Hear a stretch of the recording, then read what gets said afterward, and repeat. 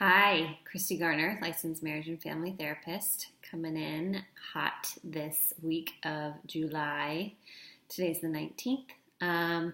Talking a little bit today about trust and also about practice, right?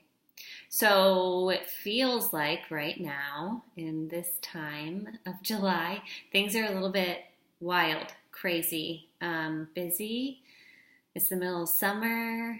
There's some astrological things going on that people say are making people crazy, like eclipses and stuff, if you are into that line of thought. So I've just been thinking a lot for myself. There's a lot of changes happening in my life, and I've been focusing a lot on how do I maintain my grounding? How do I maintain the part that lets me feel soft and open and available for whatever is coming at me in life? I notice that when things get a little bit crazy and stressful and busy and there's a lot of change happening or a lot of things going on, I start to get into this mode where I go I get a little hard. I get a little gotta get this done, gotta do this, and I stop paying attention to the things that I find really important, like the connections I have in my relationships and the people that I see every day. And I start to get into the gotta take care of myself mode, but not in a good self-care way, right? In more of like a closed down way.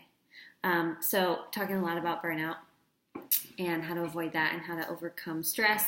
So practice is important, right? One of the things that I do is I have a little altar, and on it has some cards that I pull every day or whenever I feel like it. Not every day lately, but I like to pull them. And that just gives me something to reflect on for the day, something that I might think back on. Sometimes I have a special book that has like a daily thing.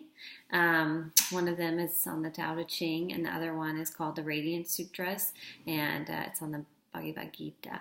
So just reflections on these deeper meanings of life, right? How do you go out of the small of your life, this tiny little tunnel vision, and relax back into, oh my God, right? There's like a force that moves the tides. There's like a force that makes you breathe without you doing it yourself, right? So how do you get back into that place where you rely on that universal pulse instead of I have to do everything to make it work, robot land, right? So practice is important. What kind of practices are you doing? What kind of things are bringing you back into the universal pulse? And how can you influence the people around you to help them sink back into that deep breath of the pulse of the universe and really, realize that we are so supported and taken care of, right? Your car supports you to get to where you're going. This chair is supporting me right now to sit here. This computer is offering me a world of support right here, right? So how do I remember all of those supports and really soften up and receive all of that, right? So that's the lesson for this week.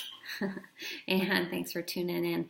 I just really want to say, I'm here for support. I'm sending out support into the ethers, and I'm reminding you to take a deep breath. And you have so much in your life, and there is so many things supporting you. And I hope you are having a great week. Okay, aloha.